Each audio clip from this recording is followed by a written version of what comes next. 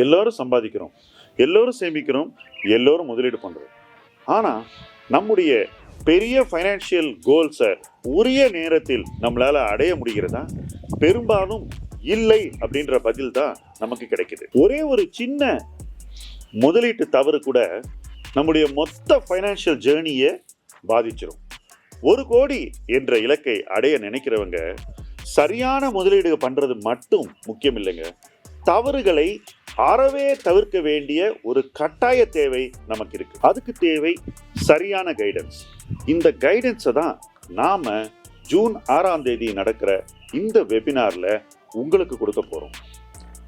1 கோடி என்ற இலக்கை எப்படி அடையலாம், முதலீட்டு தவறுகளை எப்படி தவிர்க்கலாம், சரியான முடிவுகளை தொடர்ந்து எப்படி எடுக்கலாம், இதை பத்தி எல்லாம் நாம பேச போறோம். ரெஜிஸ்டர் பண்ணுங்க. வாங்க ஜூன் 6ஆம் தேதி பேசி இதை அடுத்த கட்டத்துக்கு கொண்டு போவோம். இலக்கு 1 கோடி, உங்களால் முடியும்.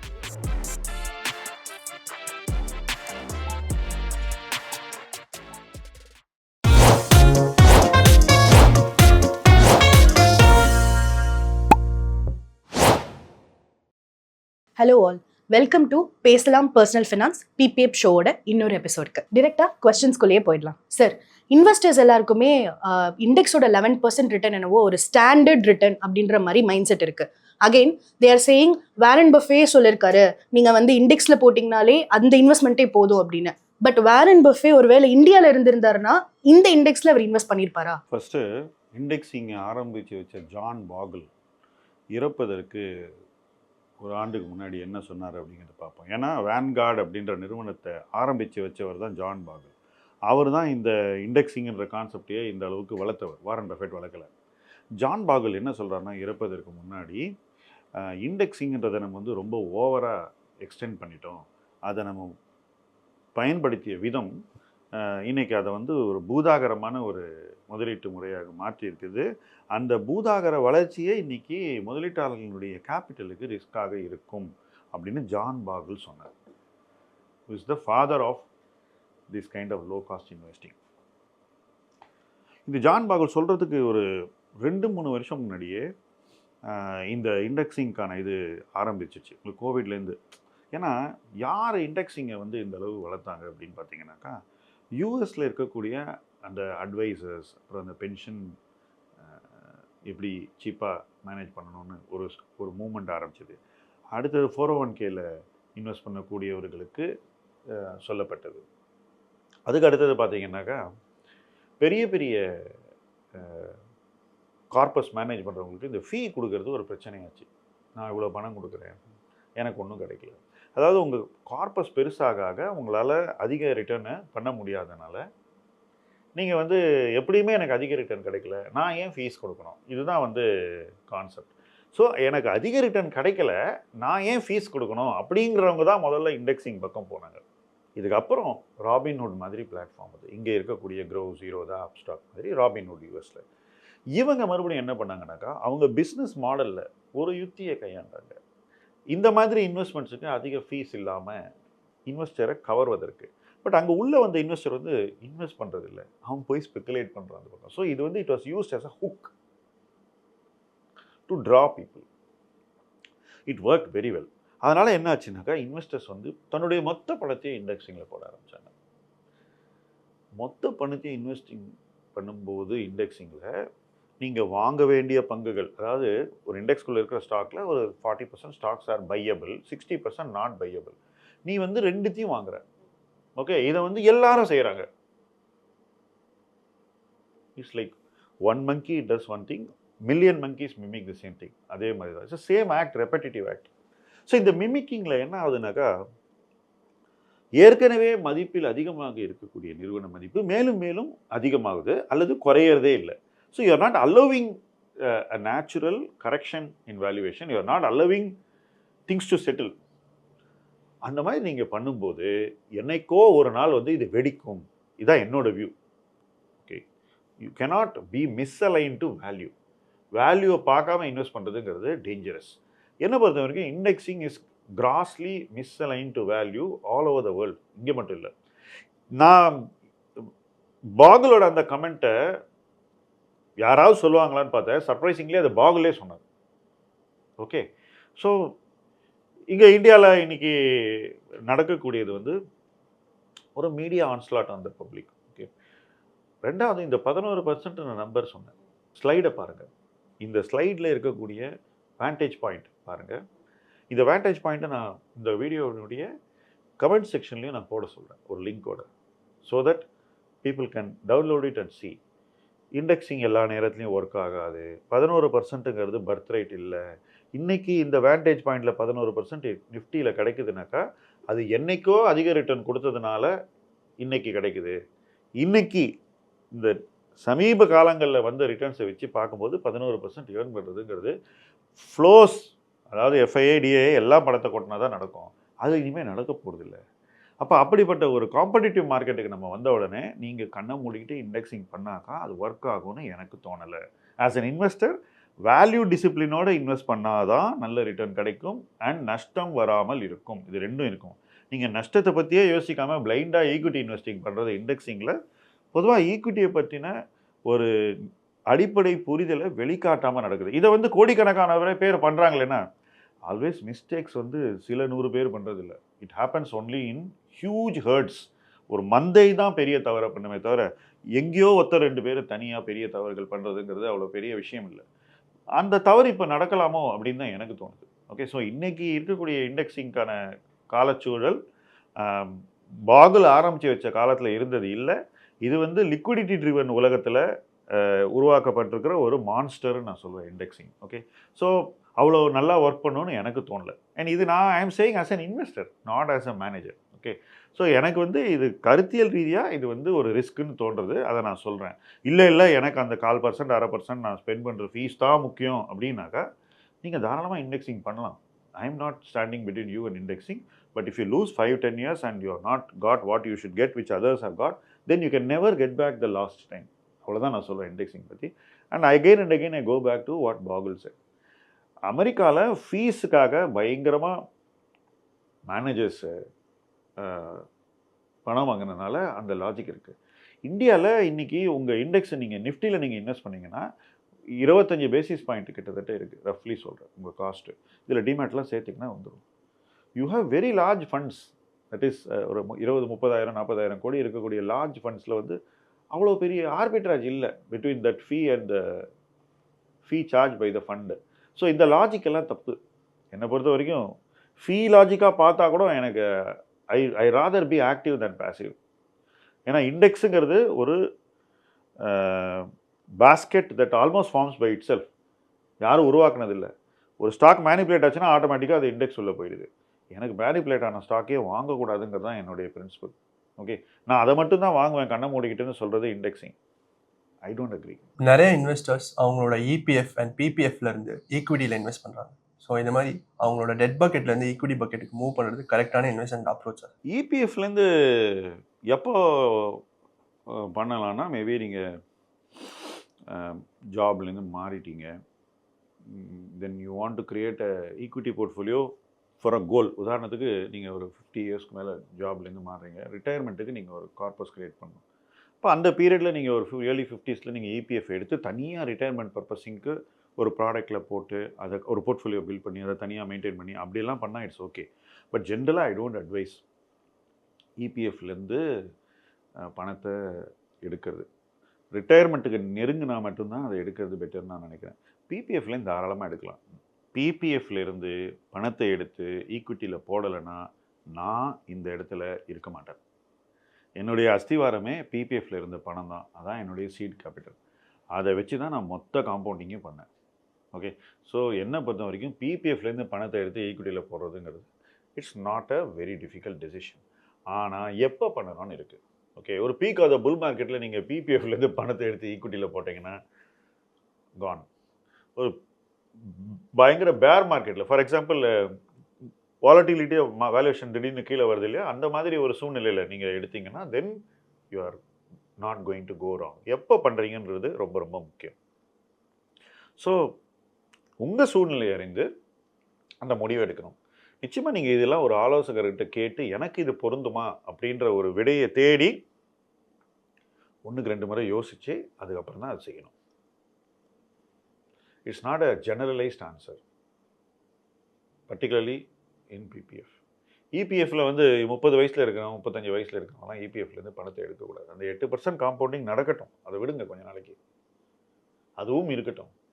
ஹையஸ்ட் ரேட்டில் காம்பவுண்ட் பண்ணணும்னு நினைக்கிறவன் ஜென்ரலாக லோயஸ்ட் ரேட்டில் காம்பவுண்ட் ஆகும். நான் இதை சொல்கிறேன் ஏன்னா அவன் ரிஸ்க் டேக்கிங் தப்பாயிடும்.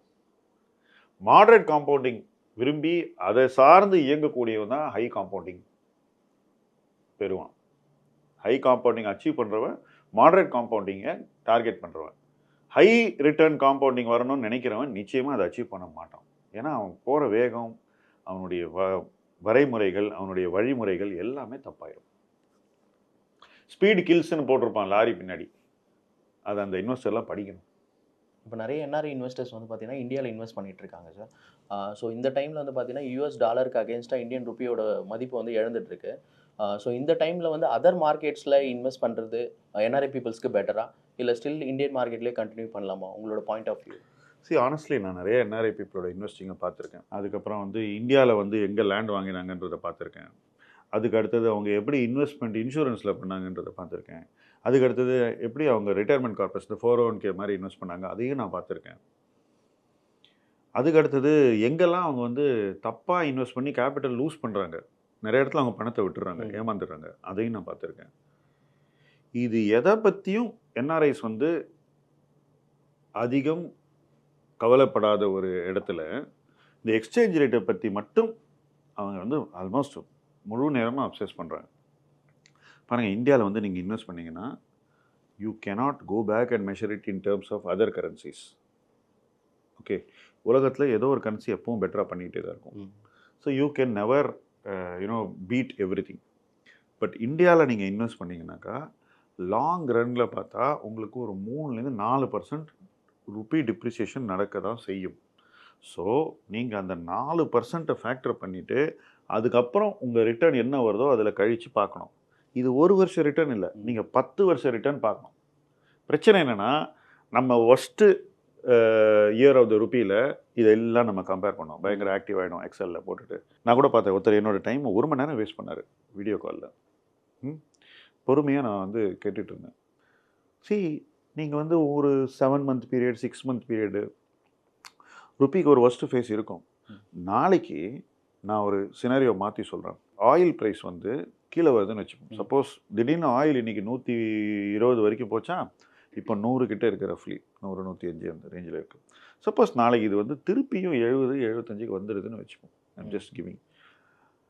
அப்போ அந்த பாயிண்டில் ருப்பியினுடைய மதிப்பு வந்து மாறிடும். அப்போ நீங்கள் வந்து இந்த எக்ஸ்சேஞ்ச் ரேட்டு கணக்கு போட்டிங்கன்னா அது வேறு மாதிரி இருக்கும். ஒரு காலச்சூழலே வேறு மாதிரி இருக்கும். ஸோ எப்போ என்ஆர்ஐஸ்க்கு வந்து டாலர் வேல்யூ ருப்பி பற்றின அந்த hyper activity R hyper tension வருதுன்னு பார்த்தீங்கன்னாக்கா, ருப்பி வந்து வீக்காக இருக்கக்கூடிய காலகட்டத்தில், ருப்பி ஸ்ட்ராங்காக இருக்கக்கூடிய காலகட்டத்தில் இதை பற்றி யாரும் பேச மாட்டாங்க. ஓகே, ஸோ இது அவங்களுடைய மற்ற முதலீடுகளை அவங்க எப்படி கவனம் இல்லாமல் வச்சுருக்காங்களோ அதே ஒரு அதோட நீட்சியாக தான் நான் இதை பார்க்குறேன்.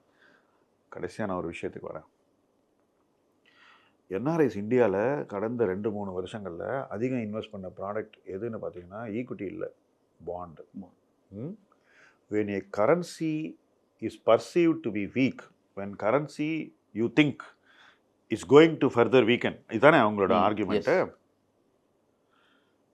The bloodbath is not so much in the equity market, it will be in the bond market. நல்லா புரிஞ்சுக்கோ. Okay, capital virtually gets demolished in the bond market. ஏன்னா எக்கானமி வீக்கன் ஆகுது, அந்த அளவு வீக்கன் ஆகிற அளவு உங்களுடைய எக்ஸ்சேஞ்ச் ரேட்டு கீழே போகுதுனாக்கா பாண்ட் மார்க்கெட்டில் பயரே இருக்க மாட்டான். நீங்கள் அவ்வளோ பணத்தை இல்லிக்விடான ஒரு பாண்ட் மார்க்கெட்டில் போட்டுட்டு டெய்லி உட்காந்து what is the value of rupee versus dirham, rupee versus US dollar, rupee versus Singapore dollar, rupee versus Omani currency, rupee versus Bahraini currency, rupee versus Kuwaiti கரன்சியில் பார்த்துக்கிட்டே இருந்தீங்கன்னாக்கா ஆக்சுவலாக நீங்கள் பார்க்க வேண்டியதை பார்க்க தவறிடுறீங்க, கிளியராக மிஸ் பண்ணுறீங்க. You're missing the woods for the ட்ரீஸ்ன்னு நான் சொல்லுவேன். பாண்டில் இருக்கக்கூடிய ரிஸ்க் வந்து ஈக்விட்டியில் இருக்கிற ரிஸ்க்கை விட இன்னைக்கு அதிகம். நீங்கள் எப்போ பாண்டில் இன்வெஸ்ட் பண்ணீங்க? ருப்பி ஸ்ட்ராங்காக இருக்கும்போது, ரைட்? ருப்பி வீக்காக இருக்கும்போது நீங்கள் என்ன சொல்கிறீங்க? நான் ஈக்விட்டியில் இன்வெஸ்ட் பண்ண மாட்டேன் அப்படின்னு. இப்போ நான் ஒரு ஆர்குமெண்ட்டை ஃப்ளிப் பண்ணி சொல்கிறேன். ருப்பி இன்றைக்கி வீக்காக இருக்குது. வீக்காக இருக்கும்போது நீங்கள் ருப்பி வேல்யூவில் ஈக்விட்டியில் இன்வெஸ்ட் பண்ணிங்கன்னா நாளைக்கு ருப்பி ஸ்ட்ராங் ஆச்சுன்னா ஈக்விட்டி மார்க்கெட் என்ன ஆகும்? ஈக்விட்டி மார்க்கெட் இம்ப்ரூவ் ஆகும். அப்போது உங்களுக்கு ஈக்விட்டி மார்க்கெட்டும் இம்ப்ரூவ் ஆகும், உங்களுக்கு ருப்பி வேல்யூவில் உங்கள் ரிட்டர்னும் இம்ப்ரூவ் ஆகும். You will get mentally more currency in your what ever measurement பண்ணுற கரன்சியில். எஸ். இது ஒரு என்ஆர்ஐ பண்ணாங்கன்னு எனக்கு காட்ட சொல்லணும். இது எத்தனை பேர் பண்ணுறாங்கன்னு நீங்கள் பார்க்க சொல்லுங்கள். கீழே வரும்போது என்ன வந்து சொல்லுவாங்கன்னா, இதில் நான் பண்ணால் எனக்கு ஒன்றும் கிடைக்காது. ஆக்சுவலாக the investment argument is the opposite. இதை நான் போய் எந்த நாட்டிலையும் உட்காந்து சொல்கிறதா இல்லைங்க, நான் சொல்ல மாட்டேன். நான் இங்கே உட்காந்துட்டு சொல்கிறேன், விரும்பினவங்க கேட்கலாம். This is not something you tell to make people buy the wrong things. This is not something you tell for mis selling. I am telling you macro economics. இதை எத்தனை என்ஆர்ஐஸ் புரிஞ்சுக்கிறாங்கன்றது தான் சேலஞ்சு. ரெண்டாவது இன்னொரு விஷயம் சொல்கிறேன், மிஸ் அலோகேஷன் ஆஃப் கேபிட்டலுங்கிறது தான் என்னை பொறுத்த வரைக்கும், நான் பார்த்த வரைக்கும் என்ஆர்ஐஸ் அவங்க லைஃப்பில் ஃபைனான்ஷியலைஸ்டாக அடைய வேண்டிய இடத்தை அடையாததற்கு முழு காரணம். இதை நான் எங்கே வேணால் சொல்ல ready. And I am saying it without any bias, and I am saying it with a sense of sadness.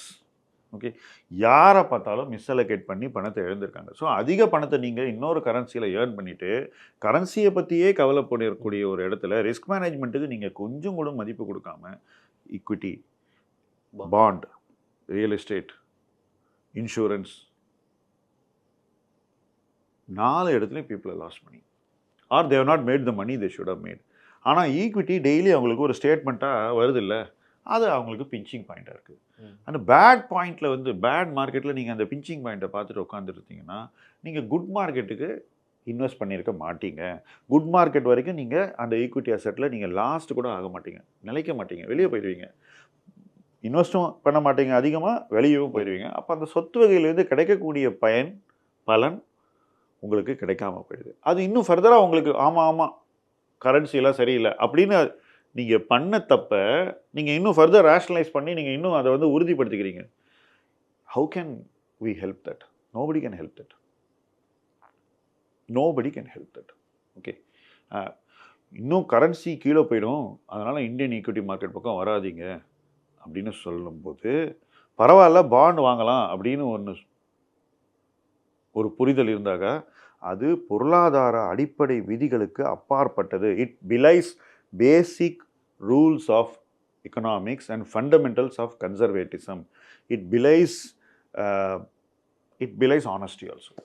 அது வந்து நேர்மைக்கு அப்பாற்பட்டது. சார், நீங்கள் இப்படி சொல்கிறீங்க, வேறஸ் இப்போ நம்ம பார்க்குற நிறைய பேர் அவங்க என்ன சொல்கிறாங்க, இத்தனைக்கும் அவங்கெல்லாம் யங் இன்வெஸ்டர்ஸ், இப்போ தான் அவங்களுடைய 35, 30s அந்த இடத்துல பில் பண்ண ஆரம்பிக்கிறாங்க கேபிட்டலை. பட் அவங்க கஷ்டப்பட்டு ஒரு 10 வருஷம் சேர்த்த ஒரு 25 லட்சமோ 30 லட்சமோ 40 லட்சமோ அதை மொத்தமாக அவங்க பாண்டில் இன்வெஸ்ட் பண்ணி அதுலேருந்து வர ரெகுலர் இன்கமை நான் ஈக்விட்டிக்கு டைவர்ட் பண்ணி நான் வெல்த் கிரியேட் பண்ணிக்கிறேன். ஏன்னா எனக்கு அங்கே பாண்டில் பணம் சேஃபாக இருக்குது, ஏன்னா நான் AAA ரேட்டட் பாண்டில் தானே போடுறேன், ஒரு செக்யூர்ட் பாண்டில் தானே போடுறேன். ஏன்னா AAA ரேட்டட் பாண்டு கொடுக்கக்கூடிய ரிட்டர்ன் அவங்களுக்கு இன்ட்ரெஸ்டட் இல்லை. அவங்க எப்போவுமே கீழே வந்து தான் வாங்குறாங்க. AAA ரேட்டட் பாண்டு யாருக்கிட்டையும் கிடையாது. ஸோ இதெல்லாம் வந்து ஒன்று. ரெண்டாவது, இந்த rating is a function of today's state of the company.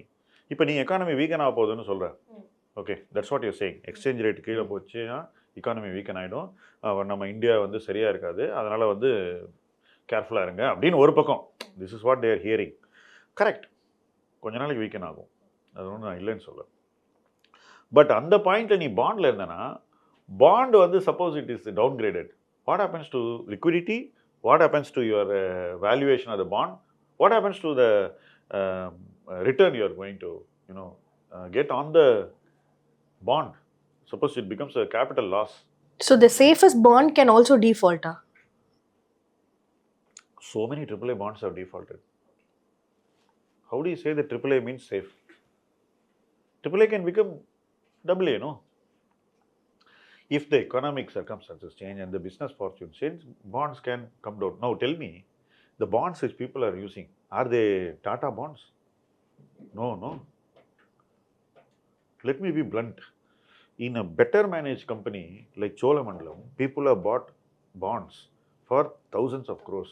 Where is the liquidity, you tell me? Are you able to sell for a client when he comes and asks you to sell a bond? In a better managed company itself, this is the situation. Suppose, as people are saying, the economy becomes weak from here, then the liquidity will go away. One. Second, what if there is a bond degrade? Economy இங்கேருந்து கீழே போச்சுனாக்கா அந்த பாண்டை விற்க முடியாமல் போயிடும். அதுக்கப்புறம் வந்து இவங்க என்ன பண்ணுவாங்க? கொஞ்சம் கூட அது பாண்ட் இன்வெஸ்டிங்லாம் it is meant for very very high risk takers. நான் அந்த பாண்ட் பேர்லாம் பார்க்குறேன், எனக்கு அப்படியே படபடப்பாக இருக்குது. இதை வச்சுட்டு எப்படி 50 லட்சம் 1 கோடி வாங்கியிருக்கான்? இந்த பாண்ட்லாம் வாங்கி வச்சுட்டா என்னால் தூங்கவே முடியாது. அது ஈக்விட்டியில் எடுக்கிற ரிஸ்க்கை விட அதிக ரிஸ்க்கு. எதுக்கு நீங்கள் போய் உத்தரப்பிரதேசில் இருக்கக்கூடிய ஏதோ ஒரு இதுக்கு நீங்கள் பணம் கொடுக்கணும்? Why should you give? எனக்கு லாஜிக்கே இல்லை. அண்ட் பாண்டில் வர ரிட்டர்ன் வச்சு ஈக்விட்டியில் இன்வெஸ்ட் பண்ணுறதுலாம் செம்ம ஸ்பின். இது செம்ம ஸ்பின்னு. பூ சுற்றுறதுன்னு வாங்க, அதுதான்.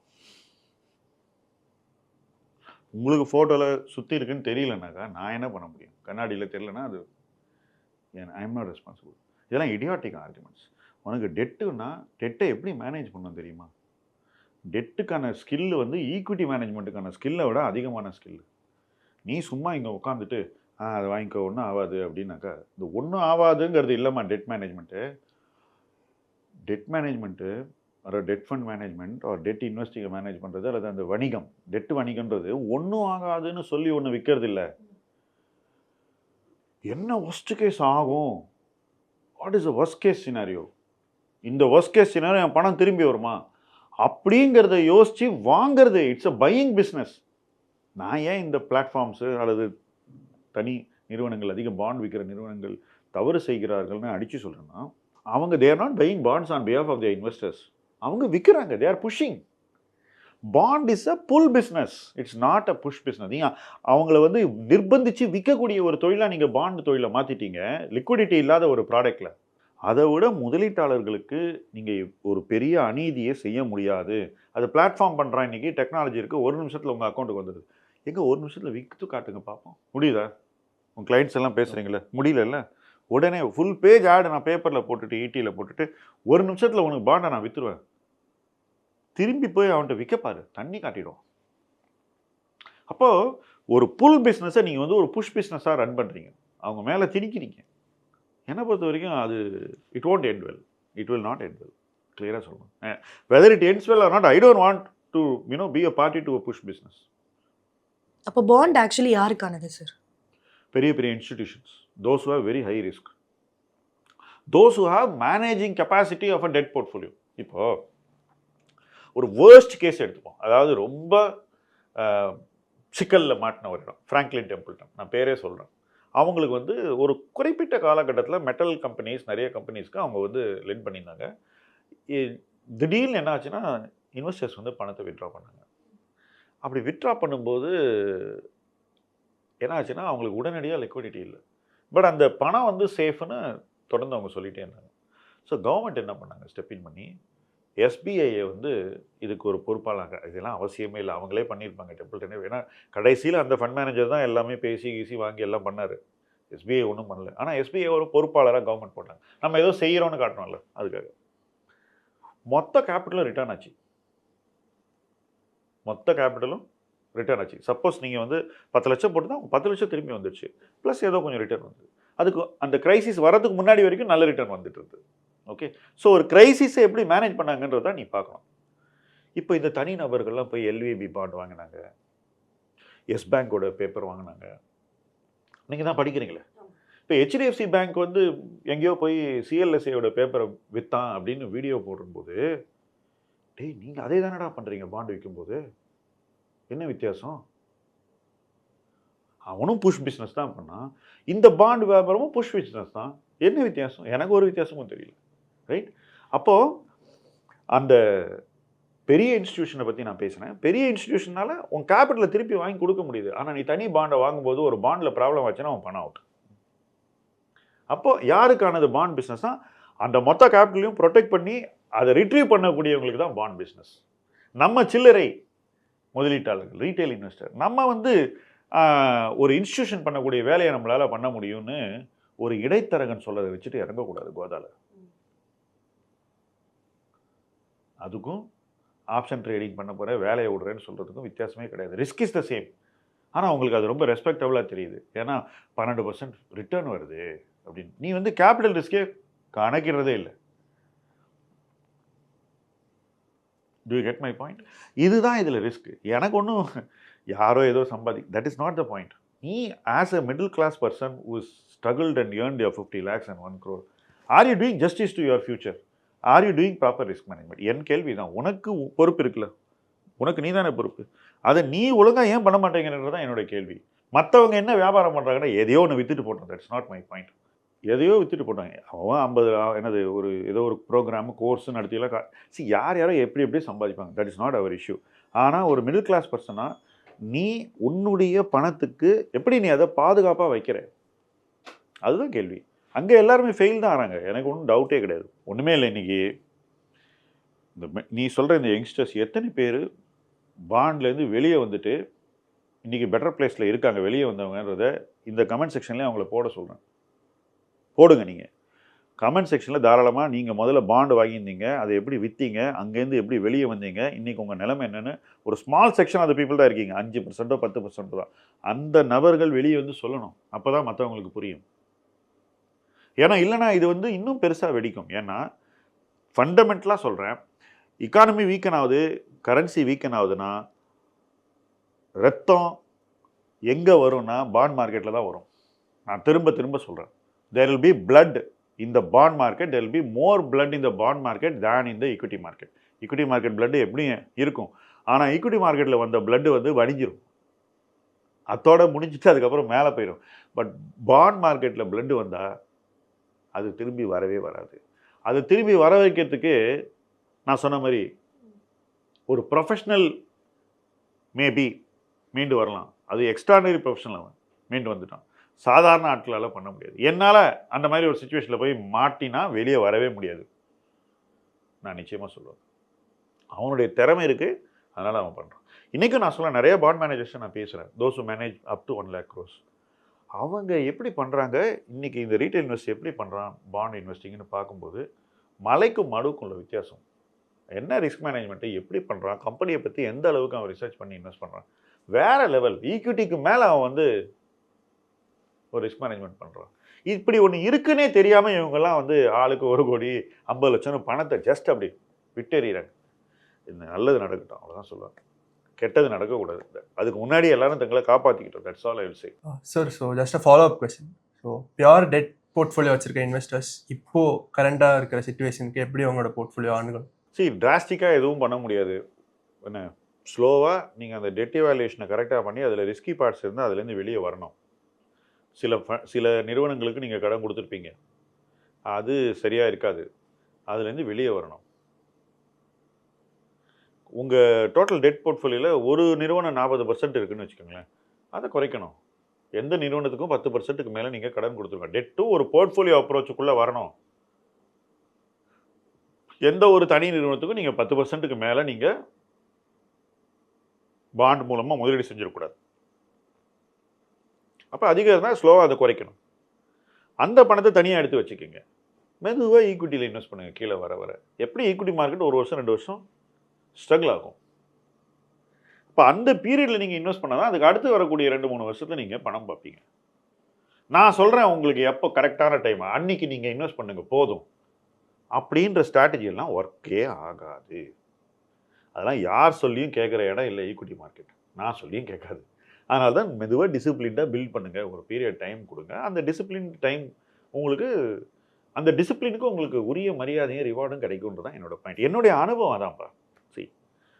ஸோ 92ல் ஹர்ஷத் மேத்தா, 94ல் ஜிடிஆர் கிராஷு, 5 வருஷம் கஷ்டப்பட்டோம். 4லேருந்து 8, 4, 5, 6, 7, 8, 9ல் அப்படியே வலி. அதுக்கப்புறம் ஸ்லோவாக 2000ல் மார்க்கெட் ஏறிச்சு. பட் நாம் வச்சுருக்க ஸ்டாக்ஸ் ஏறல. அதுக்கப்புறம் 2001 மறுபடியும் வந்தது. நம்ம ஸ்டாக்கு 2000 பூமில் ஏறல, பஸ்ட்டில் விழுந்தது. அங்கேருந்து நாங்கள் எங்கே போனோம் 2008 வரைக்கும்? 5 வருஷம், 2004 to 8. இந்த 94 to 2004 வெயிட் பண்ண பாருங்கள். சேர்த்து வச்சு 5 வருஷத்தில் எங்களுக்கு ரிட்டர்ன் கொடுத்தது. அதுதான் நிறையன்னு சொன்னால் 1994 to 2004 உங்களுக்கு தெரியுமா எப்படி இருந்த ரிட்டர்ன்? அதை ஒரு பெஞ்ச் மார்க்காக நிறைய இடத்துல பேசியிருக்காருன்னு நினைக்கிறேன். இது எங்களுடைய அனுபவம். வலி அது நேர்மையாக சொல்லித்தான் ஆகணும். அப்போ தான் இன்வெஸ்டர்ஸ்க்கு புரியும். ஸோ ஈக்விட்டியில் ஸ்லோவாக இன்வெஸ்ட் பண்ணுறதுக்கு நீங்கள் ரெடி ஆகணும். என்னை பொறுத்த வரைக்கும் டெட்டில் வந்து ரிஸ்க் மேனேஜ்மெண்ட் பண்ணியே ஆகணும்னு நான் சொல்லுவேன். விற்க முடியுதா பாருங்கள் முதல்ல. நீங்கள் வாங்கின விலைக்கு விற்க முடியுதா, அதிக விலை கிடைக்குதா, அது குறைவான விலைக்கு தான் விற்க வேண்டிய கட்டாயம் வருதா, இதெல்லாம் நீங்கள் எக்ஸ்ப்ளோர் பண்ணுங்கள். அப்போ தான் அதுதான் டிப்ஸ்டிக்னு சொல்லுவான் டெஸ்ட்டு. நீங்கள் பண்ணி பாருங்கள். நான் ஏன் இதை வந்து பயஸ் பண்ணோம், உங்கள்கிட்ட என்ன பாண்ட் இருக்குன்னு எனக்கு தெரியாது, பண்ணி பாருங்கள். ஒருவேளை உங்கள்கிட்ட ரொம்ப நல்ல பாண்ட்ஸ் இருந்தால் விற்க முடியுதுனாக்கா ரொம்ப அதிகம் போர்ட்ஃபோலியோவில் 25% வச்சுருந்தா 20 கொண்டு வாங்க, 15 கொண்டு வாங்க, அப்புறம் 10 கொண்டு வந்து நிப்பாட்டுங்க. நல்ல பாண்ட் இருக்கட்டும். ரிஸ்க் மேனேஜ்மெண்ட்டை பாண்ட் போர்ட்ஃபோலியோலையும் பண்ணுங்கள். நியாயமாக இதான் உங்களுக்கு நல்லது. அந்த ரிலீஸ் ஆகிற பணத்தை வந்து நீங்கள் ஸ்லோவாக எக்விட்டியில் ஒரு பீரியட் ஆஃப் டைம் இன்வெஸ்ட் பண்ணுங்கள். சரியான இடத்துல இன்வெஸ்ட் பண்ணுங்கள். கொஞ்ச நாளைக்கு வேணால் உங்களுக்கு ஈக்விட்டியில் நம்பிக்கை இல்லைன்னா ஃப்ளோட்டிங்கில் வச்சுக்கோங்க. கீழே வரும்போதெல்லாம் வாங்குங்க. மார்ச் மாதிரி ஒரு காலகட்டம் வரும்போது தைரியமாக பணத்தை இன்வெஸ்ட் பண்ணுங்கள். அப்படி கிராஜுவலாக உங்கள் போர்ட்ஃபோலியோ மாற்றிக்கிட்டே வந்துடுவீங்க. இது எதையும் எடுத்தோம் கவுத்தோன்னு பண்ணுற விஷயம் இல்லைங்க. நீங்கள் டெட்டு இன்வெஸ்டிங்கே எடுத்தோம் கவுத்தோம் தான் பண்ணியிருக்கீங்க. அதுதான் பிரச்சனை இங்கே. என்னோட இன்வெஸ்டர் ஒருத்தர் வந்து பார்த்தீங்கன்னா இன்னொரு 1 இயரில் இந்தியாவில் வந்து செட்டில் ஆகிறதுக்காக இருக்காரு சார். NR investor. ஸோ அவர் வந்து யூஎஸில் வந்து யூஎஸ் ஸ்டாக்ஸில் இன்வெஸ்ட் பண்ணியிருக்காரு. ஷாப்ஸ்லாம் நிறைய வச்சுருக்காரு. ஸோ இப்போ இந்தியா செட்டில் ஆகணும்னா என்னென்ன செக்லிஸ்ட்லாம் அவர் ஃபாலோ பண்ணியிருக்கணும்? ஃபார் எக்ஸாம்பிள் அங்கே இருக்கிற இன்வெஸ்ட்மெண்ட்ஸ் எப்படி கிராஜுவலாக இங்கே எடுத்துகிட்டு வருது? ஃபஸ்ட்டு ஒருத்தர் யூஎஸ்லேருந்து இந்தியாவுக்கு வராருன்னா அவர் மொத்த பணத்தையும் இந்தியாவுக்கு கொண்டு வரணும்னு நான் பரிந்துரைக்க மாட்டேன். தெளிவாக சொல்கிறேன். இந்தியாவில் வாழறதுக்கு எவ்வளோ பணம் தேவையோ அந்த அளவுக்கு பணம் இங்கே இருந்தால் கூட போதும் இப்போதைக்கு. அப்புறம் யூஎஸில் என்ன இன்வெஸ்ட்மெண்ட்ஸ் இருக்கோ அதை எஃபிஷியன்சி கொண்டு வரணும். அது எல்லாம் சரியான இடத்துல இருக்கா? ஏன்னா நீங்கள் அங்கேருந்து கிளம்பி வரீங்கள, அதை சரி பண்ணிக்கோங்க. அதெல்லாம் ஒரு சேஃபான ஜோனில் வைங்க. அண்ட் இங்கேருந்து யூஎஸ் மார்க்கெட் இன்னும் ரிஸ்கியான ஒரு ஜோனுக்கு போச்சுன்னா அப்பப்போ அதை வந்து சேஃப்டி கொண்டு வந்துக்கிட்டே இருங்க. நீங்கள் ரிட்டையர் ஆக போகிறீங்க, அதனால் அதை நீங்கள் சேஃப்டி கொண்டு வந்துக்கிட்டே இருக்கணும். மேபி 10% நீங்கள் ரிஸ்க்கை குறைச்சிக்கிட்டே வரலாம் போர்ட்ஃபோலியோவில். ஆனால் அங்கேயே வச்சுக்கோங்க பணத்தை. இங்கே என்ன பண்ணோன்னா இங்கே உங்களுக்கு தேவையான பணத்தை மட்டும் வச்சுக்கோங்க. ஒவ்வொரு பீரியட் ஆஃப் டைம் உங்களுக்கு இங்கேயும் எக்கனாமிக் ஆப்பர்ச்சுனிட்டி பெட்டராக இருக்குன்னா அங்கேருந்து வரக்கூடிய ரிட்டர்ன்ஸை கொஞ்சம் கொஞ்சமாக கொண்டு வந்து இங்கே ஒரு கார்பஸை பில்ட் பண்ண ஆரம்பிங்க. ஸோ உங்கள் ப்ரைமரி கார்பஸ் யூஎஸ் கார்பஸாக இருந்தால் கூட இந்தியன் கார்பஸை கிராஜுவலாக க்ரோ பண்ணிங்கன்னா ஒவ்வொரு பீரியட் ஆஃப் டைம் இங்கே வந்து 4-5 வருஷம் 7-8 வருஷத்தில் இந்தியன் கார்பஸ் உங்கள் யூஎஸ் கார்பஸ் அளவுக்கு வளர செய்யணும். Must make it grow. அப்போது 2 கார்பஸ் ஈக்குவல் ஆகிடும் ஒரு பீரியடில். நீங்கள் அங்கேருந்து கொஞ்சம் பணத்தை எடுத்து போட்டு கொஞ்சம் கொஞ்சமாக பண்ணிங்கன்னா இந்த கார்பஸும் அந்த கார்பஸ்க்கு ஈக்குவல் ஆகிடும். நீங்கள் இங்கே தானே வாழுறீங்க, இங்கே உங்களுக்கு ஃபுல் குவாலிட்டி ஆஃப் லைஃப் இருக்கும். அமெரிக்காவில் இருக்கிற பணத்தை வச்சுட்டு எப்படி வாழ்ந்துருப்பீங்களோ அதே மாதிரி இங்கே வாழ முடியும். அதே சமயத்தில் உங்களுக்கு ஹெட்ஜாக அமெரிக்காலையும் அதே பணம் இருக்கும். நாளைக்கு உங்கள் பசங்க இங்கே இருக்க மாட்டேன் அங்கே தான் போயிருப்பேன்னு சொன்னாலோ, அல்லது அங்கே தான் இருப்பேன் இங்கே வரவே மாட்டேன்னு சொன்னாலோ, எப்படி இருந்தாலும் அவங்களுக்கு ஒரு ஃபினான்ஷியல் சேஃப்டியும் நீங்கள் அந்த யூஎஸ் கார்பஸை வச்சு யூஸ் பண்ணியிருப்பீங்க. ஸோ எதையுமே எடுத்தோம் கவுத்தோன்னு பண்ணக்கூடாது. It's a gradual transition and transformation. Migration of person, limited capital and person இந்தியாவுக்கு வந்துட்டாரு, லிமிட்டெட் கேபிட்டல் இந்தியாவுக்கு வந்துருச்சு. அதுக்கப்புறமும் தொடர்ந்து ஸ்மால் ட்ரிப்லெட்ஸ் கொஞ்சம் கொஞ்சமாக துளியாக கேபிட்டல் அங்கேருந்து இங்கே வந்து இந்த கேபிட்டலை பெருசு பண்ணும். இதை வந்து ஸ்ட்ரக்சர்டாக பண்ணோம் ஒரு 7-8 வருஷம் பண்ணால் ஆட்டோமேட்டிக்காக அவங்க ஜெயிச்சிருவாங்க. இது ஒரு நாள் கூத்து இல்லை. It's a long process. நிறைய பேர் பண்ணியிருக்காங்க. இது யார் இதை ஒரு நாள் ப்ராசஸாக பண்ணுறாங்களோ அவங்களுக்கு சில நேரத்தில் இது ஒர்க் அவுட் ஆகாது. இப்போ அவங்க மறுபடியும் அதை கரெக்ட் பண்ணோன்னா மறுபடியும் அதை ட்ரிப்லெட்டாக கொஞ்சம் கொஞ்சமாக அங்கேருந்து பணத்தை கொண்டு வந்து இங்கே இருக்கக்கூடிய கார்பஸை தூக்கி நிறுத்தணும். நிறைய பேர் அதை பண்ணியிருப்பாங்க. இப்போ உதாரணத்துக்கு 2 வருஷம் முன்னாடி அதை பண்ணியிருந்தாங்கன்னு வச்சுக்கோங்க, லாஸ் ஆகிடலாம். எனக்கு தெரியாது, அது டெம்பரரி. தொடர்ந்து நீங்கள் இந்த டைரக்ஷனை மாற்றக்கூடாது. தொடர்ந்து நீங்கள் பண்ணுற விஷயத்தை இன்னும் தீவிரமாக மார்க்கெட் இறங்கும் போதெல்லாம் செஞ்சீங்கன்னா ஆட்டோமேட்டிக்காக உங்களுக்கு வந்து இந்தியன் கார்பஸ் ஸ்ட்ரெங்தன் ஆகிடும். இங்கே இருக்கக்கூடிய பணம் உங்களுக்கு இங்கே வாழறதுக்கு தேவை. இந்த பணத்தை நீங்கள் டெய்லி அங்கே இருந்தால் என்ன இருக்கும் அப்படின்னு கணக்கு பார்த்தீங்கன்னா இட்ஸ் டிஃபிகல்ட். நான் ஒரு சின்ன உதாரணம் சொல்கிறேன்.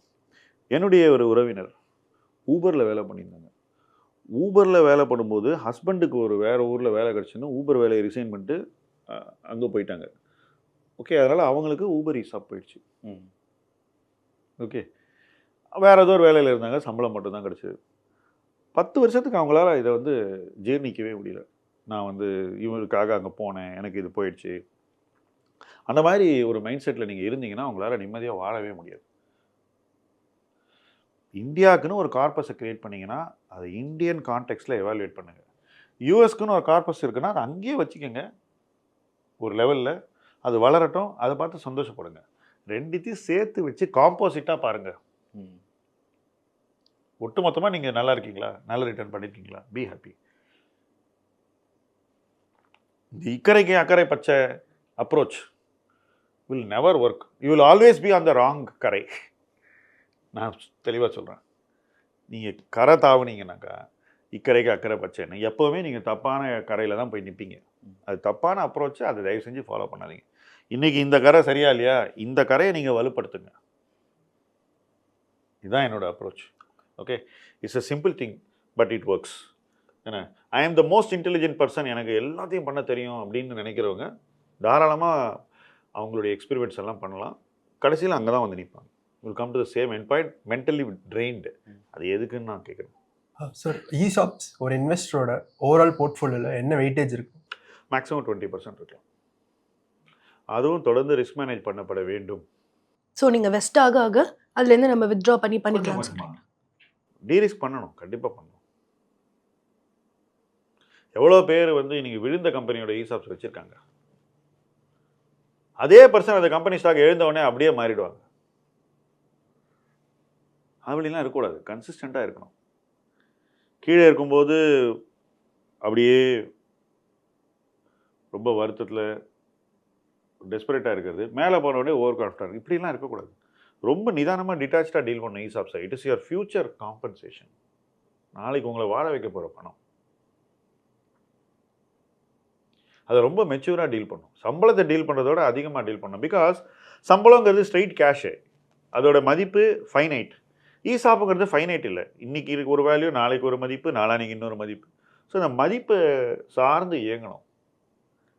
அப்போது ஒரு மதிப்பு ரொம்ப கூடும்போது கொஞ்சம் பணத்தை எடுத்து வச்சுக்கணும். இதை நிதானமாக பண்ணால் நிச்சயமாக பண்ண முடியும்.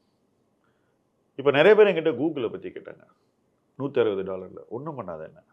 இப்போ $395 கேட்டால் மேபி ஒரு 10% எடுன்னு நான் சொல்லுவேன். இருக்கும் அந்த மாதிரி you should have a more balanced approach to it. Okay sir. So one final question. இப்போ மார்க்கெட் விழுந்தப்போ நம்ம பார்த்தோம் எல்லா இன்வெஸ்டர்ஸும் ரொம்ப அக்ரெசிவாக பார்ட்டிசிபேட் பண்ணாங்க. நவ் அதே ஒரு ரேஞ்ச்லேயே அது நிஃப்டி ஒரு ரேஞ்ச்லேயே இருக்குது, மேலே ஏறாமல் கீழே இறங்காமல் இந்த மாதிரியே இருக்குது. இப்போ ஒரு தயக்கம் தெரியுது இன்வெஸ்டர்ஸ்க்கு, நான் மேபி கீழே விழுந்தா போடுறேன், இல்லை ஒருவேளை மார்க்கெட் கீழே விழுந்தது பாட்டமை வந்து ரீச் பண்ணிடுச்சா, இதுக்கப்புறம் வந்து மேலே தானே ஏறப்போகுது அப்படின்ற ஒரு வெயிட்டிங் ஃபேஸில் இருக்காங்க. நீங்கள் அதை எப்படி பார்க்குறீங்க? நான் நிஃப்டியை பார்த்து என்றைக்குமே இன்வெஸ்ட் பண்ணதில்லை. எனக்கு எங்கே இன்வெஸ்ட் பண்ணுமோ அந்த இடத்துல வேல்யூவேஷன் எப்படி இருக்குன்றதை பார்த்து தான் நான் இன்வெஸ்ட் பண்ணுவேன். இப்போ நம்ம மைல்ஸ்டோன்ஸ் எடுத்துக்கங்க, நான் நிஃப்டியை பார்த்து இன்வெஸ்ட் பண்ணுறதில்லை. இந்த செக்டர் இந்த தீமில் இன்றைக்கி கொஞ்சம் பணம் போடலாமா, நான் இன்வெஸ்டராக போடுவேனா, எனக்கு போடுவேன்னு தோணுதான் நான் வந்து எஸ் நீங்களும் போடலான்னு நினச்சி பண்ணுவேன். அப்படி தான் கால், அப்படி தான் ஒருத்தருக்கு நான் பரிந்துரைக்கிறது. ஓகே, இன்றைக்கி கொஞ்சம் பணம் போடலாம், 4 நாள் கழிச்சு ஓகே இன்றைக்கி மார்க்கெட்டில் ஏதாவது இன்வெஸ்ட் பண்ணக்கூடிய அளவில் இருக்கா, இருந்தால் தான் நம்ம சொல்லணும், இருந்தால் தான் நம்ம செய்யணும். ஓகே, இப்போது இப்படி போன நிதியாண்டில் நம்ம 42 முறை சொல்லியிருக்கோம்.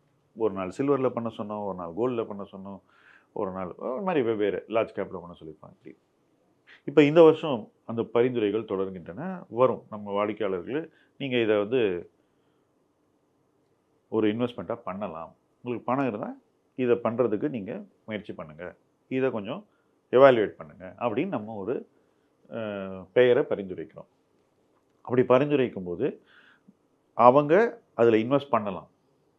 அவங்க இன்வெஸ்ட் பண்ணலாங்கிறதுக்காக தான் அந்த பரிந்துரையை. இந்த நேரத்தில் இந்த இடத்துல இன்வெஸ்ட் பண்ணலாமா வேண்டாமான்ற அந்த டெஸ்ட்டை பாஸ் பண்ண பிறகு தான் அந்த பரிந்துரை வருது. நிஃப்டியை பார்த்துல அந்த குறிப்பிட்ட ஃபண்டை பார்த்து நான் ஒரு சின்ன உதாரணம் சொல்லுவேன். இந்த நிதி ஆண்டில் நம்ம பீக்கில் சில்வரை விற்றோம், சைனாவை வாங்கினோம், சில்வர்லேருந்து சைனாவுக்கு ஷிஃப்ட் ஆனோம். சைனா அங்கேருந்து 20% ஏறிடுது நம்ம முதல்ல சொன்ன நாள்லேருந்து. எத்தனை பேர் நம்மக்கிட்ட இந்த பரிந்துரை எனக்கு இப்போ தேவையில்லை, நான் இதை பண்ண மாட்டேன், எனக்கு இது வேண்டாம் அப்படின்னு சொல்லிட்டு இன்றைக்கி வந்து கேட்குறாங்க எனக்கு சைனாவில் இன்வெஸ்ட் பண்ணணும். இன்றைக்கி சைனாவில் இன்வெஸ்ட் பண்ண முடியுமா? ஏன்னா அவங்க வந்து அதை மூடிட்டாங்க, கவர்மெண்ட் வந்து சீலிங் ரீச் ஆகிடுச்சு, பண்ண முடியாதுன்னு சொல்கிறாங்க. ஸோ இந்த பரிந்துரைகள் காலத்தோடு எது சரியோ அந்த நேரத்தில் நம்ம சொல்லக்கூடிய பரிந்துரைகள்.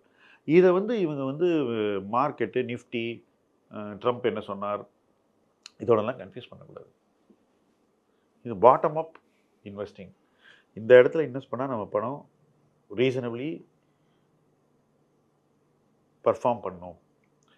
பெரிய வீழ்ச்சியை சந்திக்காது, அப்படியே விழுந்தாலும் மீண்டு வரும் அப்படின்ற ஒரு கணிப்பின் அடிப்படையில் கொடுக்கப்படுகின்ற சஜஷன்ஸ். இந்த சஜஷன்ஸை இன்வெஸ்டர் ஏற்றுக்கிறதும் ஏற்றுக்காதான் அவங்களுடைய விருப்பம், பொறுப்பு.